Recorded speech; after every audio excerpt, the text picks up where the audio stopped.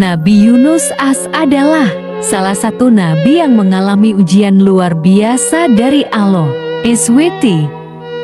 Setelah meninggalkan kaumnya dalam keadaan marah, beliau ditelan oleh ikan besar sebagai hukuman atas ketidaksabarannya. Setelah keluar dari perut ikan, Nabi Yunus AS mendarat di sebuah pantai yang tandus. Keadaannya sangat lemah karena berhari-hari berada dalam perut ikan. Tubuhnya kurus, keadaannya lemah karena asam lambung ikan, dan ia hampir tidak bisa berdiri.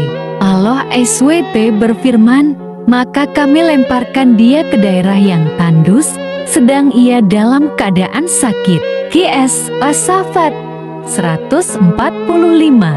Namun, Allah SWT tidak membiarkannya dalam kesusahan.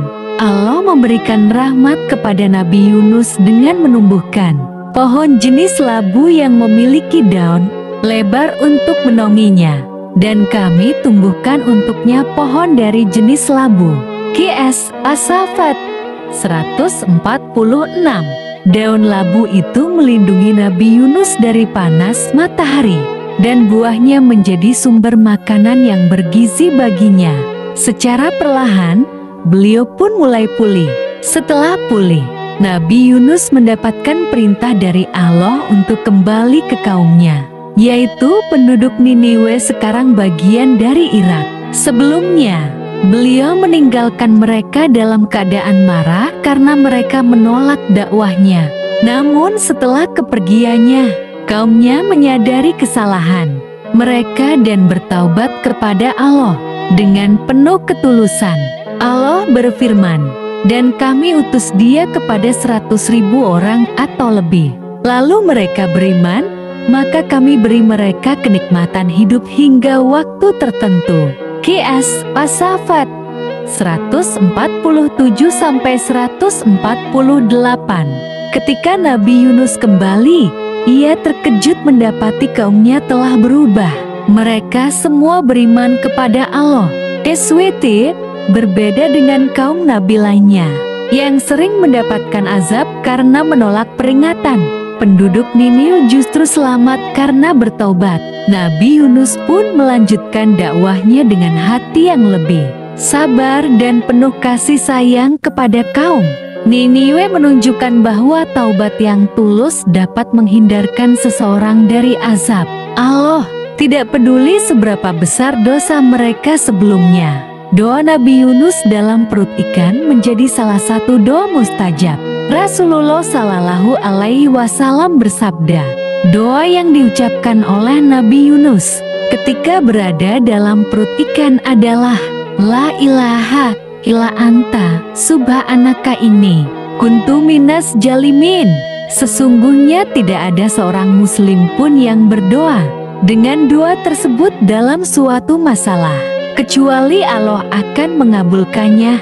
HR Tirmidzi nomor 3505. Allah menunjukkan kasih sayangnya kepada Nabi Yunus dengan menumbuhkan pohon labu dan memberikan kesempatan kedua kepada kaumnya. Setelah keluar dari perut ikan, Nabi Yunus mengalami masa pemulihan yang penuh dengan keajaiban dari Allah. Beliau kemudian kembali ke kaumnya yang telah bertaubat dan bersama-sama mereka menjalani hidup dalam keimanan. Kisah ini mengajarkan kita tentang pentingnya kesabaran, keikhlasan dalam bertaubat, dan kekuatan doa dalam menghadapi kesulitan. Jangan lupa untuk like, subscribe, dan share video ini agar semakin banyak yang bisa mengambil hikmah dari kisah Nabi Yunus. Pernahkah Anda mendengar tentang seorang lelaki bijak yang namanya diabadikan dalam Al-Quran? Dialah Nabi Luqman, seorang hamba Allah yang diberi hikmah luar biasa. Kisahnya penuh dengan pelajaran hidup yang relevan hingga hari ini. Mari kita telusuri kisahnya berdasarkan ayat-ayat Al-Quran dan sumber-sumber syahih. Nabi Luqman bukan seorang rasul, tetapi Allah menganugerahinya kebijaksanaan luar biasa. Dalam surah Luqman ayat 12, Allah berfirman, "Dan sesungguhnya telah kami berikan hikmah kepada Luqman, yaitu, bersyukurlah kepada Allah, dan barang siapa yang bersyukur kepada Allah, maka sesungguhnya dia bersyukur untuk dirinya sendiri. Dan barang siapa yang tidak bersyukur, maka sesungguhnya Allah Maha Kaya lagi Maha Terpuji." Qiyas, Luqman 12. Para ulama berbeda pendapat tentang asal-usul Luqman. Sebagian mengatakan ia berasal dari Nubia, Afrika. Sementara yang lain berpendapat ia dari Bani Israel. Namun, semua sepakat bahwa ia adalah seorang lelaki saleh dan penuh hikmah. Salah satu hal yang paling terkenal dari Nabi Luqman adalah nasihatnya kepada anaknya. Dalam Al-Quran, Allah mengabadikan beberapa petuahnya dalam Surah Luqman ayat 13-19. "Wahai anakku, janganlah engkau mempersekutukan Allah. Sesungguhnya mempersekutukan Allah adalah benar-benar kezaliman yang besar." Qiyas, Luqman 13. Luqman berkata, "Wahai anakku, sungguh jika ada suatu perbuatan seberat biji sawi dan berada dalam batu atau di langit ataupun di dalam bumi, niscaya Allah akan mendatangkannya membalasnya. Sesungguhnya Allah Maha Halus lagi Maha Mengetahui." Qiyas, Luqman 16. Nasihat ini menekankan bahwa tidak ada satupun amal perbuatan yang tersembunyi dari Allah, baik sekecil apapun. Ini mengajarkan kita untuk selalu bertindak dengan penuh tanggung jawab. "Wahai anakku, laksanakanlah syalat dan suruhlah manusia berbuat yang makruf dan cegahlah dari yang mungkar serta bersabarlah terhadap apa yang menimpamu." Qiyas, Luqman 17. Syalat adalah tiang agama, dan Luqman menekankan pentingnya ibadah serta berdakwah dengan cara yang benar. "Dan janganlah kamu memalingkan wajahmu dari manusia karena sombong, dan janganlah berjalan di bumi dengan angkuh. Sesungguhnya Allah tidak menyukai orang-orang yang sombong lagi membanggakan diri." Qiyas, Luqman 18. Kesombongan adalah salah satu penyakit hati yang dapat menghancurkan seseorang. Luqman mengajarkan anaknya untuk selalu rendah hati dan bersikap baik kepada sesama. "Dan sederhanalah kamu dalam berjalan dan lunakkanlah suaramu. Sesungguhnya seburuk-buruk suara ialah suara keledai." Qiyas, Luqman 19. Banyak ulama berpendapat bahwa Luqman bukan seorang nabi melainkan seorang hamba Allah yang diberikan hikmah. Namun, yang jelas, kebijaksanaannya diabadikan dalam Al-Quran sebagai teladan bagi kita semua. Itulah kisah penuh hikmah dari Nabi Luqman. Semoga kita bisa mengambil pelajaran dan menerapkannya dalam kehidupan sehari-hari. Jangan lupa untuk like, komen, dan subscribe agar Anda tidak ketinggalan kisah-kisah inspiratif lainnya. Pernahkah kamu mendengar tentang Nabi Sidsas? Namanya mungkin tidak sepopuler Nabi Nuh atau Nabi Ibrahim, tetapi beliau adalah sosok istimewa yang dipilih Allah untuk meneruskan ajaran Nabi Adam As. Setelah peristiwa tragis terbunuhnya Habil oleh Kabil, Nabi Adam As merasa sangat sedih. Allah SWT kemudian mengaruniakan seorang putra yang diberi nama Syits, yang dalam bahasa Ibrani berarti karunia atau pemberian. Disebutkan dalam beberapa riwayat bahwa Nabi Adam As menerima wahyu bahwa Syits akan menjadi penerusnya dalam menyebarkan ajaran Tauhid. Ibnu Katsir dalam Qisasul Anbiya menyebutkan bahwa Nabi Adam As memberikan perhatian khusus kepada Syits karena ia dipilih Allah sebagai pewaris ilmu dan hikmah. Nabi Syits tumbuh menjadi seorang lelaki yang bijaksana dan taat kepada Allah. Nabi Adam As mengajarkan kepadanya berbagai ilmu tentang kehidupan, tauhid, serta cara beribadah kepada Allah. Saat Nabi Adam As menjelang akhir hayatnya, Beliau memberikan wasiat khusus kepada Syits untuk meneruskan ajaran tauhid kepada keturunannya. Dalam suatu riwayat disebutkan bahwa Nabi Edom As menyerahkan 50 suhuf wahyu kepada Syits untuk dijaga dan diajarkan kepada umatnya. Selain itu, Syits juga diberi pengetahuan tentang waktu-waktu ibadah tertentu. Setelah Nabi Edom As wafat, Nabi Syits memimpin kaumnya dalam kebenaran. Ia terus mengajarkan tauhid, melarang perbuatan maksiat, dan membimbing mereka dalam beribadah kepada Allah. Namun, tantangan besar datang dari keturunan Kabil yang mulai menyimpang dari ajaran tauhid. Mereka cenderung mengikuti hawa nafsu, melakukan dosa, dan menjauhi Allah.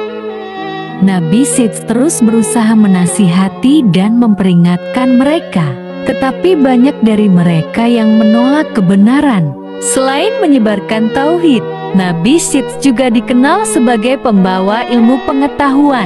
Beberapa riwayat menyebutkan bahwa ia adalah orang pertama yang mengenalkan konsep perbintangan, astronomi, ilmu tulis-menulis, dan berbagai keahlian lainnya kepada umatnya. Allah SWT juga memberikan wahyu kepada Syits dalam bentuk suhuf atau kitab kecil, sebagaimana disebutkan dalam firman-Nya. Sesungguhnya ini terdapat dalam suhuf yang dahulu, yaitu suhuf Ibrahim dan Musa. Qs. Al-Ala 18-19. Beberapa ulama berpendapat bahwa suhuf yang dimaksud termasuk wahyu yang diberikan kepada Nabi Syits setelah menjalankan tugasnya sebagai nabi dengan penuh tanggung jawab. Nabi Syits akhirnya wafat pada usia yang cukup panjang. Sebelum wafat, ia memberikan wasiat kepada anak cucunya agar tetap menjaga tauhid dan tidak mengikuti jalan yang ditempuh oleh keturunan Kabil. Ia dimakamkan di dekat makam ayahnya, Nabi Edom As. Sebagian riwayat menyebutkan bahwa lokasinya berada di sebuah gua di sekitar Jabal Abu Qubais, dekat Makkah. Jika kamu ingin mendengar lebih banyak kisah penuh hikmah tentang para nabi, jangan lupa subscribe, like, dan share video ini. Dengan begitu, kamu bisa terus mendapatkan konten inspiratif yang bermanfaat. Jazakumullahu khairan. Menurut beberapa sumber, Nabi Zulkifli adalah putra dari Nabi Ayub As. Sejak kecil, beliau dikenal sebagai anak yang sangat sabar dan memiliki kebijaksanaan yang luar biasa. Nama Zulkifli sendiri memiliki arti yang memiliki tanggung jawab, dan sifat ini benar-benar tercermin dalam kehidupannya. Nabi Zulkifli As disebut dalam 2 ayat di Al-Quran, yaitu Qs. Al-Anbiya 85-86, dan ingatlah kisah Ismail, Idris, dan Zulkifli. Mereka semua termasuk orang-orang yang sabar. Kami telah memasukkan mereka ke dalam rahmat kami. Sesungguhnya mereka termasuk orang-orang yang salah. Qs. 48. Dan ingatlah akan Ismail, Ilyasa, dan Zulkifli. Mereka semua termasuk orang-orang yang paling baik. Dari ayat-ayat ini, Allah menyebut Nabi Zulkifli As sebagai orang yang sabar, saleh, dan termasuk hambanya yang baik. Siapakah Nabi Zulkifli As? Menurut tafsir Ibnu Katsir, Nabi Zulkifli As adalah seorang nabi yang dikenal dengan kesabaran dan keadilannya dalam memimpin. Ada pendapat dari para ulama yang mengatakan bahwa Nabi Zulkifli adalah putra Nabi Ayub As. Namun, Al-Quran tidak menyebutkan secara eksplisit tentang garis keturunannya. Beberapa ahli tafsir menyebutkan bahwa beliau mendapatkan gelar Zulkifli, yang berarti yang sanggup menanggung beban, karena kesanggupannya untuk menjadi pemimpin yang adil. Dalam tafsir At-Tabari Diceritakan bahwa ada seorang raja yang mencari pengganti untuk memimpin kaumnya. Syaratnya adalah seseorang yang bersedia berpuasa di siang hari, beribadah di malam hari, dan tidak mudah marah. Nabi Zulkifli As pun menerima tantangan tersebut dan berhasil menjalankan tugasnya dengan adil dan sabar. Beliau selalu berpuasa di siang hari, bangun malam untuk beribadah, serta tetap sabar dalam menghadapi rakyatnya. Dalam riwayat yang disebutkan oleh Ibnu Katsir, dikatakan bahwa setan berusaha mengganggu Nabi Zulkifli As agar ia melanggar janjinya. Setan menyamar sebagai seorang lelaki tua yang meminta keadilan, lalu datang berulang kali untuk menguji kesabaran Nabi Zulkifli As. Namun, beliau tetap sabar dan tidak pernah marah. Karena keteguhan hatinya, Allah memberikan rahmat kepada Nabi Zulkifli dan menjadikannya sebagai teladan dalam kesabaran. Seperti para nabi lainnya, Nabi Zulkifli As wafat dalam keadaan beriman. Makamnya dikatakan berada di berbagai tempat, tetapi belum ada kepastian tentang lokasi yang sebenarnya. Menurut sejarah, beliau meninggalkan teladan kesabaran, keadilan, dan keteguhan iman bagi umat manusia. Pelajaran dari kisah Nabi Zulkifli As: kesabaran dalam menghadapi ujian. Nabi Zulkifli tidak pernah marah meskipun sering diuji. Ketaatan kepada Allah, beliau selalu berpuasa, beribadah malam, dan menjauhi kemarahan. Sumber referensi: Al-Quran, IS Al-Anbiya 85-86, QS 148. Tafsir Ibnu Katsir Kisah Nabi Zulkifli, Tafsir At-Tabari Sejarah Kepemimpinan Nabi Zulkifli. Jangan lupa subscribe, komen, like, dan share video ini. Dengan begitu, kamu bisa terus mendapatkan konten inspiratif yang bermanfaat. Nabi Yusha bin Nun adalah salah satu nabi yang disebut dalam sejarah Islam sebagai penerus perjuangan Nabi Musa alaihi salam. Ia adalah murid setia Nabi Musa dan menjadi pemimpin kaum Bani Israel setelah wafatnya Nabi Musa.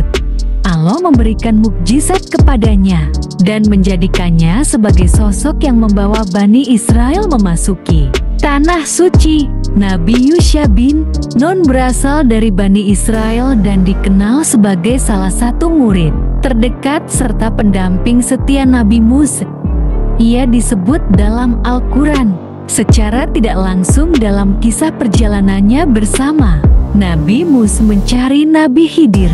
Dan ingatlah ketika Musa berkata kepada muridnya, "Aku tidak akan berhenti berjalan sebelum sampai di pertemuan dua lautan, atau aku akan berjalan terus bertahun-tahun."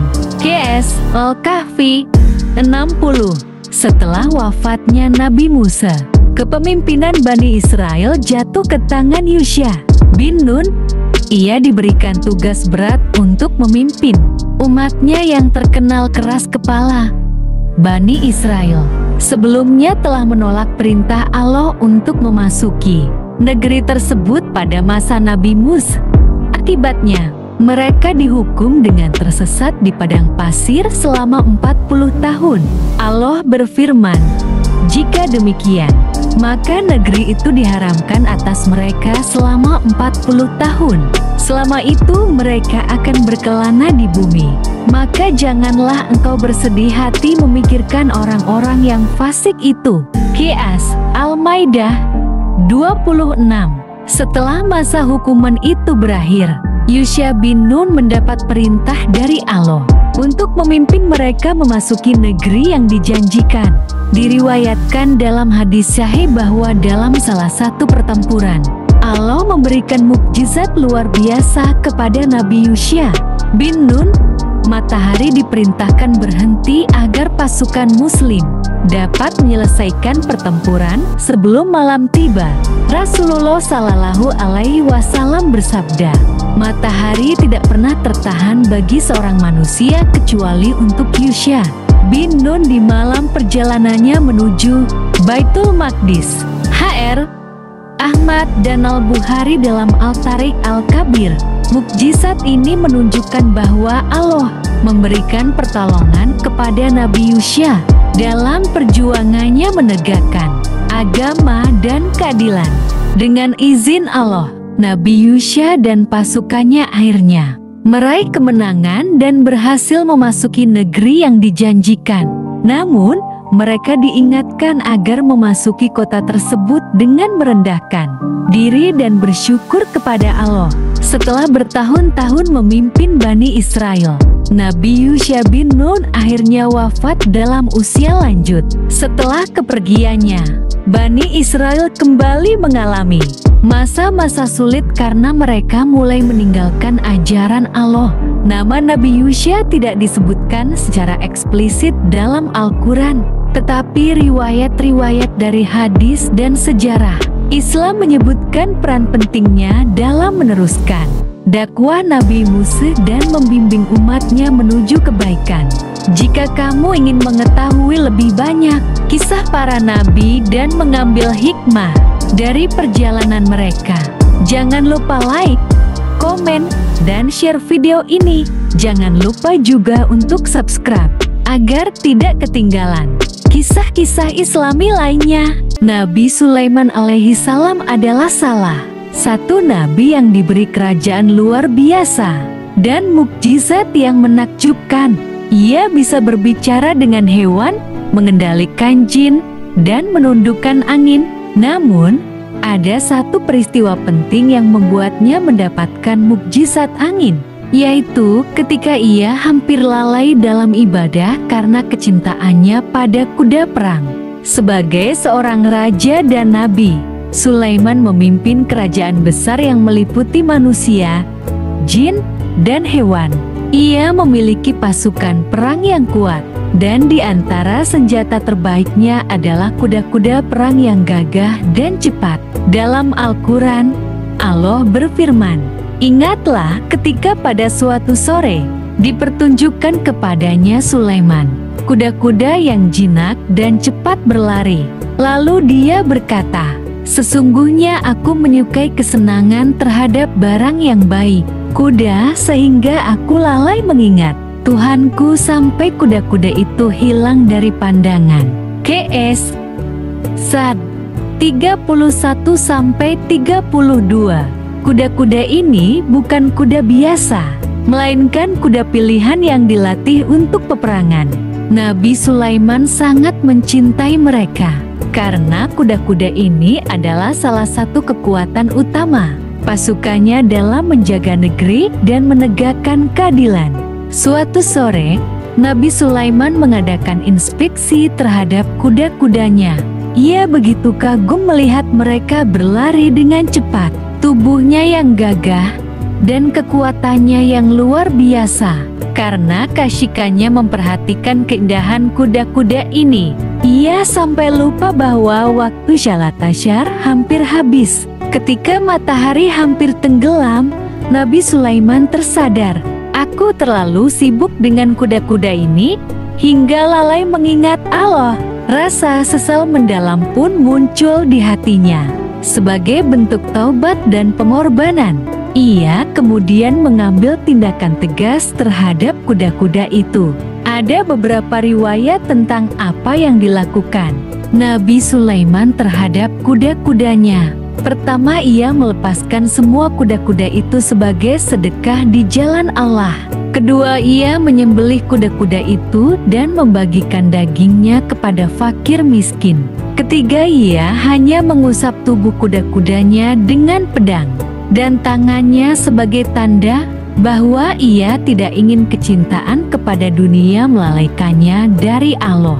Nabi Sulaiman melakukan ini bukan karena membenci kuda-kudanya, tetapi karena ia ingin menunjukkan bahwa kecintaan kepada dunia tidak boleh mengalahkan kecintaan kepada Allah. Sebagai balasan atas ketulusan Nabi Sulaiman, Allah memberikan kepadanya mukjizat yang lebih hebat dari sekadar memiliki kuda-kuda cepat.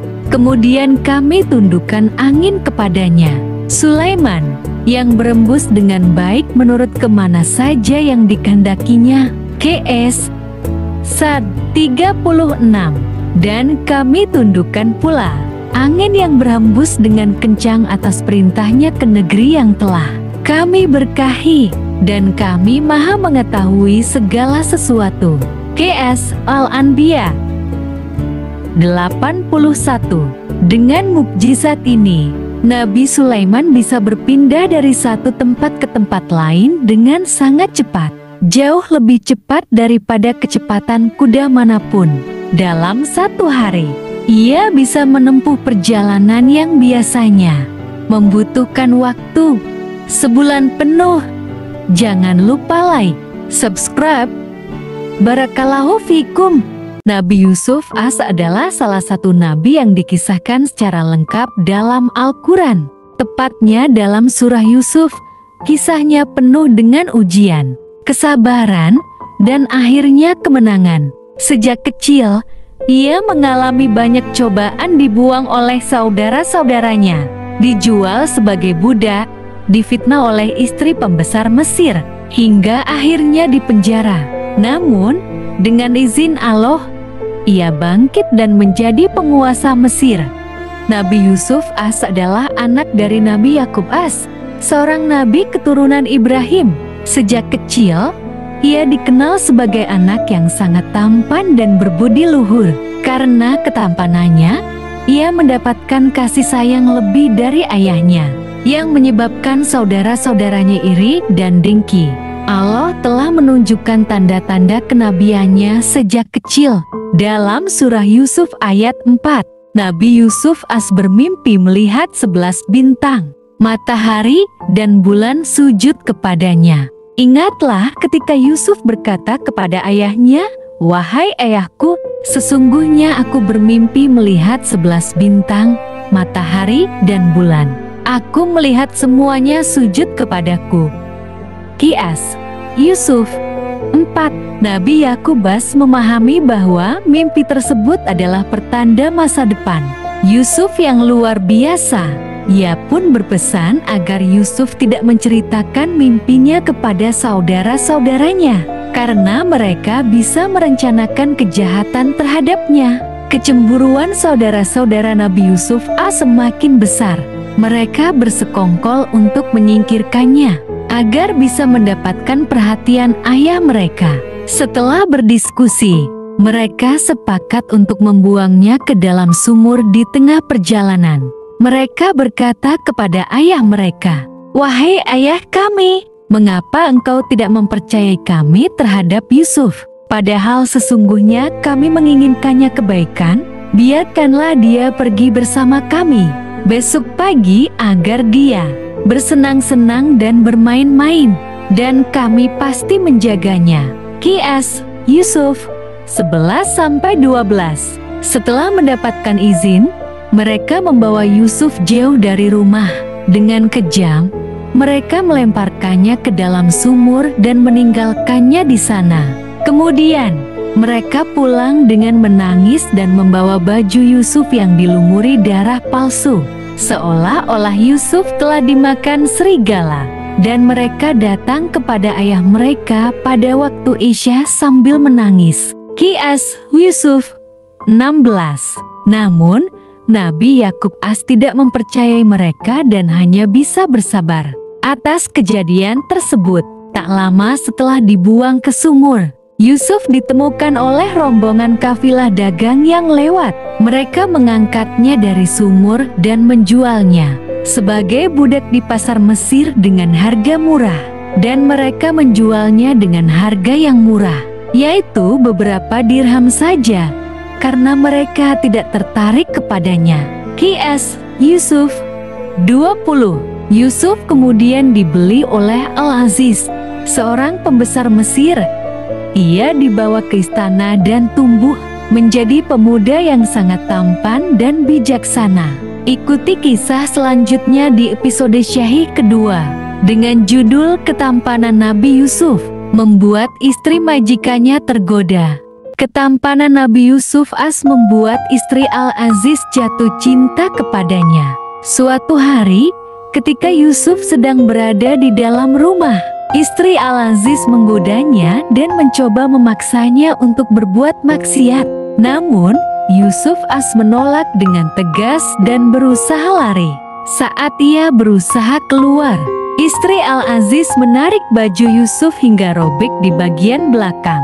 Saat itu juga, suaminya tiba-tiba datang, dan mereka berdua berlomba menuju pintu. Dan wanita itu menarik baju gamis Yusuf dari belakang. Lalu suami wanita itu datang tiba-tiba.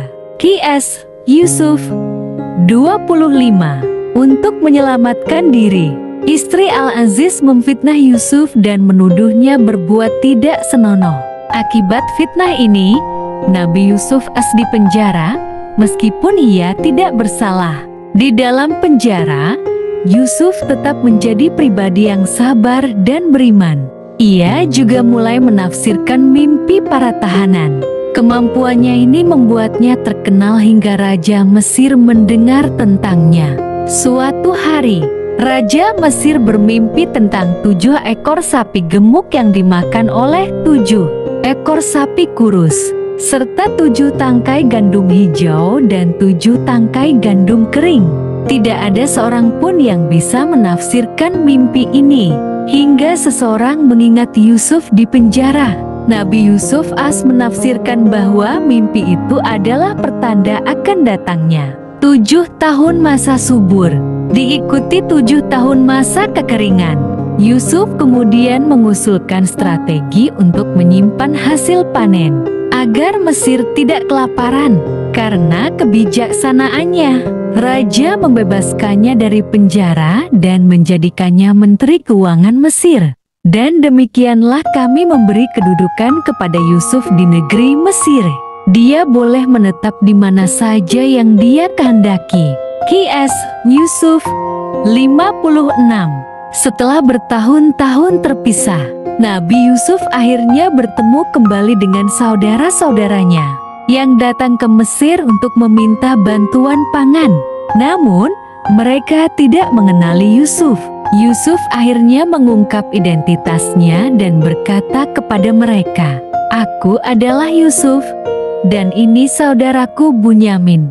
Sungguh, Allah telah memberi karunia kepada kami." Qs. Yusuf 90. Mereka pun menyesali perbuatan mereka di masa lalu dan meminta maaf.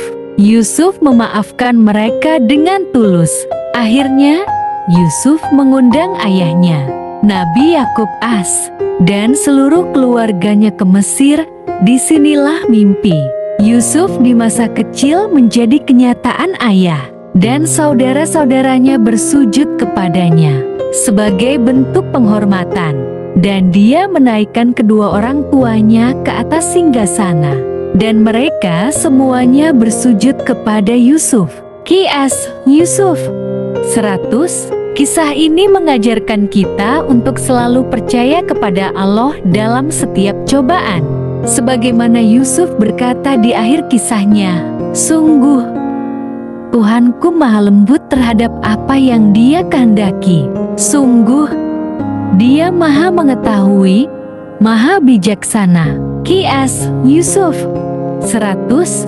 Jangan lupa like, subscribe, dan nyalakan lonceng notifikasinya agar tidak ketinggalan kisah-kisah Islami penuh hikmah lainnya. Dukungan Anda sangat berarti bagi kami. Maafkan jika ada kata yang salah dalam pelafasan. Barakallahu fikum. Nabi Lut adalah salah satu nabi yang diutus Allah SWT untuk menyeru kaumnya agar kembali ke jalan yang benar. Ia hidup pada masa yang sama dengan Nabi Ibrahim dan merupakan keponakannya. Kisahnya banyak disebutkan dalam Al-Quran, terutama mengenai seruan dakwahnya kepada kaum Sadem yang terkenal dengan perilaku menyimpang. Mereka terkenal dengan perbuatan keji, yaitu menyukai sesama jenis homoseksualitas, serta berbagai tindakan kriminal lainnya, seperti merampok dan melakukan kezaliman. Allah berfirman dalam Al-Quran, "Dan ingatlah kisah Lut ketika dia berkata kepada kaumnya, "Mengapa kalian mengerjakan perbuatan fahisyah keji yang belum pernah dikerjakan oleh seorang pun di dunia ini sebelum kalian?" QS Al-A'raf 80. Namun, kaum Sodom tidak mengindahkan seruan Nabi Lut. Mereka justru menolak peringatan itu dan mengancam akan mengusirnya dari kota mereka. Mereka berkata, "Keluarkanlah mereka, Lut dan pengikutnya, dari kota kalian. Sesungguhnya mereka adalah orang-orang yang berpura-pura menyucikan diri." QS Al-A'raf 82. Karena kezaliman mereka semakin menjadi jati, Allah mengutus beberapa malaikat dalam bentuk laki-laki yang tampan untuk mendatangi Nabi Lut. Mereka datang membawa kabar bahwa kaum Sodom akan dihancurkan. Ketika para malaikat itu datang, Nabi Lut merasa cemas karena ia tahu bagaimana kebiasaan buruk kaumnya. Dan tatkala datang utusan kami para malaikat kepada Lut, dia merasa susah dan merasa sempit dadanya karena kedatangan mereka. Dan dia berkata, "Ini adalah hari yang sangat sulit." QS Hud 77. Kaum Sodom yang mengetahui kedatangan para tamu itu segera datang ke rumah Nabi Lut dengan niat jahat. Nabi Lut berusaha mencegah mereka dan berkata, "Wahai kaumku, inilah putri-putriku. Mereka lebih suci bagi kalian. Maka bertakwalah kepada Allah dan janganlah kalian mencemarkan kehormatanku terhadap tamuku ini. Tidak adakah di antara kalian orang yang berakal?" QS Hud 78. Namun, mereka tetap bersikeras ingin melakukan keburukan terhadap para tamu Nabi Lut. Akhirnya, para malaikat mengungkapkan jati diri mereka dan menenangkan Nabi Lut. "Wahai Lut, sesungguhnya kami adalah utusan Tuhanmu. Mereka tidak akan dapat mengganggumu." QS Hud 81. Setelah malaikat memberi peringatan, mereka memerintahkan Nabi Lut dan keluarganya untuk meninggalkan kota sebelum azab Allah datang. Allah memerintahkan agar mereka tidak menoleh ke belakang saat pergi. Maka kami selamatkan dia, Lut beserta keluarganya kecuali istrinya. Dia termasuk orang-orang yang tertinggal, dibinasakan. QS Al-A'raf 83. Ketika fajar menyingsing, Allah menimpakan azab yang dahsyat kepada kaum Sodom. Pertama, gempa bumi dahsyat kota Sodom dibalikan hingga bagian bawahnya menjadi di atas. Kedua, hujan batu dari langit. Batu-batu dari tanah yang terbakar dihujankan kepada mereka. Maka kami jadikan bagian atas negeri itu terbalik ke bawah dan kami hujani mereka dengan batu dari tanah yang terbakar secara bertubi-tubi. QS Hud 82. Jangan lupa subscribe, like, share. Barokallah. Nabi Ibrahim adalah salah satu nabi yang mendapat gelar Khalilullah, kekasih Allah. Ia selalu mencari kebenaran dan memiliki keyakinan kuat kepada Allah SWT. Namun, dalam perjalanan imannya, Nabi Ibrahim pernah meminta kepada Allah agar ditunjukkan bukti nyata tentang bagaimana Allah menghidupkan kembali makhluk yang telah mati. Kisah ini diabadikan dalam Al-Quran, Surah Al-Baqarah ayat ke-260. Suatu hari, Nabi Ibrahim mengajukan pertanyaan kepada Allah tentang bagaimana makhluk yang telah mati bisa dihidupkan kembali. Dan ingatlah ketika Ibrahim berkata, "Ya Tuhanku, perlihatkanlah kepadaku bagaimana Engkau menghidupkan orang mati." Allah berfirman, "Belum percayakah engkau?" Dia Ibrahim menjawab, "Aku percaya, tetapi agar hatiku tetap mantap dengan keimananku." QS Al-Baqarah 260. Pertanyaan Nabi Ibrahim bukan karena ia ragu terhadap kekuasaan Allah, melainkan untuk semakin menguatkan keyakinannya Sebagai jawaban atas permintaan Nabi Ibrahim AS, Allah memerintahkannya untuk mengambil 4 ekor burung dan melakukan suatu percobaan. Dia Allah berfirman, "Kalau begitu ambillah 4 ekor burung, lalu cincanglah semuanya olehmu. Lalu letakkanlah di atas masing-masing bukit satu bagian. Kemudian panggillah mereka.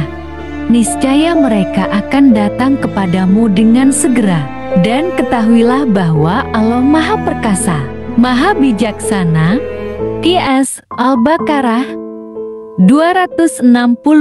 Nabi Ibrahim AS kemudian menangkap 4 ekor burung dan mencincangnya. Ia lalu meletakkan bagian-bagian burung tersebut di puncak beberapa bukit yang berbeda. Setelah itu, dengan penuh keyakinan, ia memanggil burung-burung tersebut. Ajaibnya, atas izin Allah, bagian-bagian burung yang sudah terpotong-potong itu mulai bersatu kembali, membentuk tubuh yang utuh. Dan burung-burung tersebut hidup kembali serta terbang menuju Nabi Ibrahim AS. Pertama, keimanan yang bertambah kuat. Nabi Ibrahim AS sudah beriman, tetapi ia ingin semakin memperkuat keyakinannya dengan melihat bukti nyata. Kedua, kekuasaan Allah yang Maha Perkasa. Allah mampu menghidupkan makhluk yang telah mati, sebagaimana yang akan terjadi pada hari kiamat nanti. Ketiga, tanda-tanda kebesaran Allah. Segala sesuatu di dunia ini ada dalam genggaman Allah, termasuk kehidupan dan kematian. Keempat, belajar dari Nabi Ibrahim AS. Tidak salah untuk mencari ilmu dan pengetahuan demi memperkuat keimanan, asalkan niatnya benar. Kisah Nabi Ibrahim AS dan burung yang dihidupkan kembali adalah salah satu bukti nyata kekuasaan Allah dalam menghidupkan yang telah mati. Hal ini menjadi pengingat bagi manusia bahwa Allah Maha berkuasa atas segala sesuatu, termasuk kehidupan setelah kematian. Kisah ini juga mengajarkan kita untuk terus meningkatkan keimanan dan mencari ilmu yang dapat memperkuat keyakinan kepada Allah SWT. Jangan lupa like, subscribe, dan share untuk mendukung kanal ini. Kisah Nabi Khidir alaihi salam merupakan salah satu kisah paling misterius dalam Islam. Namanya tidak disebutkan langsung dalam Al-Quran, tetapi ia dikenal sebagai seorang hamba Allah yang diberi ilmu laduni, ilmu langsung dari Allah. Kisahnya yang paling terkenal adalah pertemuannya dengan Nabi Musa alaihi salam yang diabadikan dalam surah Al-Kahfi ayat 65-82. Para ulama berbeda pendapat mengenai status Nabi Khidir. Apakah ia seorang nabi atau wali? Namun, mayoritas ulama seperti Ibnu Katsir dan Imam Nawawi meyakini bahwa Khidir adalah seorang nabi karena menerima wahyu langsung dari Allah Subhanahu wa Ta'ala. Nama Khidir berasal dari akar kata hadra yang berarti hijau. Dalam hadis yang diriwayatkan oleh Imam Bukhari, Rasulullah Shallallahu Alaihi Wasallam bersabda, "Dia dinamakan Khidir karena jika dia duduk di atas tanah yang tandus, maka tanah itu akan menjadi hijau." Hadis riwayat Bukhari nomor 3402. Ulama berbeda pendapat mengenai asal-usulnya. Beberapa mengatakan bahwa Khidir adalah keturunan Nabi Adam alaihi salam, sementara lainnya menyebutnya sebagai seorang laki-laki saleh yang hidup di masa Nabi Musa alaihi salam. Mukjizat dan keistimewaan Nabi Khidir alaihi salam. Allah SWT berfirman dalam surah Al-Kahfi ayat 65, "Lalu mereka menemukan seorang hamba di antara hamba-hamba Kami yang telah Kami berikan kepadanya rahmat dari sisi Kami dan telah Kami ajarkan kepadanya ilmu dari sisi Kami." Dari ayat ini, para ulama memahami bahwa Nabi Khidir alaihi salam memiliki ilmu gaib yang tidak diberikan kepada manusia biasa, termasuk Nabi Musa alaihi salam. Dalam perjalanan mereka, Nabi Musa alaihi salam menyaksikan 3 peristiwa aneh yang dilakukan oleh Nabi Khidir alaihi salam, yaitu melubangi perahu nelayan agar tidak dirampas oleh raja yang zalim. Quran Surah Al-Kahfi 71. Membunuh seorang anak kecil, karena anak itu akan tumbuh menjadi kafir dan menyebabkan orang tuanya berbuat dosa. Quran Surah Al-Kahfi 74. Mendirikan kembali dinding rumah anak yatim, agar mereka mendapatkan harta warisan yang tersembunyi di bawahnya. Quran Surah Al-Kahfi 77. Nabi Musa alaihi salam tidak bisa bersabar terhadap tindakan-tindakan ini hingga akhirnya Nabi Khidir alaihi salam menjelaskan hikmah di baliknya. Salah satu keistimewaan Nabi Khidir adalah kemampuannya untuk mengetahui kejadian yang akan datang dengan izin Allah Subhanahu wa Ta'ala. Hal ini terlihat dari bagaimana ia mengetahui bahwa raja yang zalim akan mengambil perahu nelayan, bahwa anak kecil yang ia bunuh akan tumbuh menjadi kafir, dan bahwa rumah yang ia perbaiki menyimpan harta anak yatim. Beberapa ulama seperti Ibnu Taimiyah berpendapat bahwa Khidir telah wafat, sedangkan ulama lain seperti Imam Nawawi dan Ibnu Hajar Al-Asqalani menyebut bahwa ia masih hidup hingga hari kiamat berdasarkan riwayat-riwayat tertentu. Namun, pendapat yang lebih kuat adalah bahwa ia telah meninggal.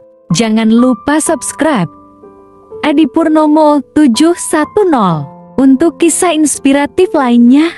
Assalamualaikum warahmatullahi wabarakatuh. Sahabat semua, pernahkah kita membayangkan bagaimana rupa surga dan neraka?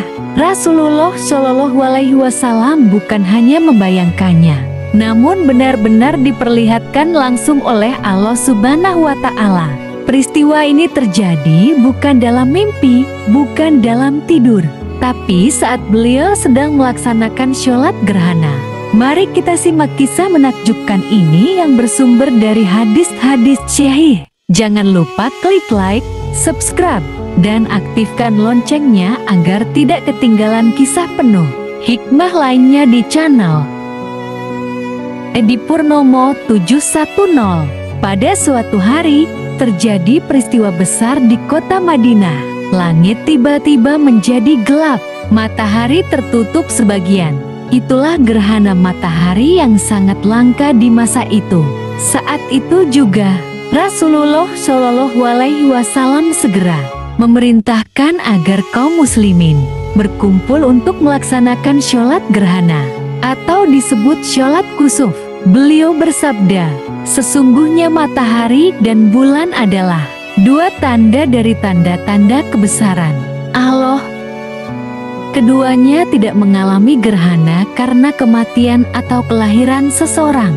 Maka jika kalian melihatnya, berdoalah kepada Allah, bertakbirlah, sholatlah, dan bersedekahlah. Hadis riwayat Bukhari dan Muslim. Sholat gerhana pun dilaksanakan secara berjamaah, dan dalam sholat itulah terjadilah mukjizat luar biasa yang jarang diketahui banyak orang.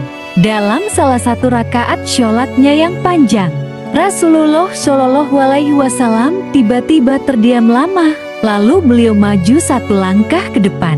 Para sahabat heran, namun mereka tetap mengikuti gerakan sholat beliau. Setelah selesai, Rasulullah Shallallahu Alaihi Wasallam menjelaskan dengan tenang namun penuh wibawa, "Aku diperlihatkan surga, dan aku ingin mengambil setandan buah dari dalamnya. Seandainya aku mengambilnya, niscaya kalian akan memakannya selama dunia masih ada." Hadis riwayat Bukhari nomor 1052, Muslim nomor 901. Hingga Rasulullah Shallallahu Alaihi Wasallam hampir mengambil buahnya secara fisik. Ini bukan mimpi, ini nyata. Dalam keadaan sadar, beliau melihat keindahan surga yang luar biasa. Dalam riwayat lain disebutkan, beliau melihat istana-istana indah yang terbuat dari emas dan mutiara, sungai-sungai jernih yang mengalir, bidadari-bidadari surga, dan segala kenikmatan yang belum pernah terlihat oleh mata, terdengar oleh telinga, dan terlintas dalam hati manusia. Namun tidak hanya itu, setelah diperlihatkan surga, Allah Subhanahu wa Ta'ala juga memperlihatkan neraka kepada Rasulullah Shallallahu Alaihi Wasallam. Beliau bersabda, "Dan aku diperlihatkan neraka, dan aku belum pernah melihat pemandangan seperti hari ini sama sekali. Aku melihat bahwa mayoritas penghuninya adalah para wanita." Hadis riwayat Bukhari dan Muslim. Para sahabat yang mendengar hal ini pun gemetar. Mengapa para wanita banyak menjadi penghuni neraka? Rasulullah Shallallahu Alaihi Wasallam menjawab, karena mereka banyak mengingkari suami dan suka mengeluh terhadap nikmat. Hadis riwayat Bukhari.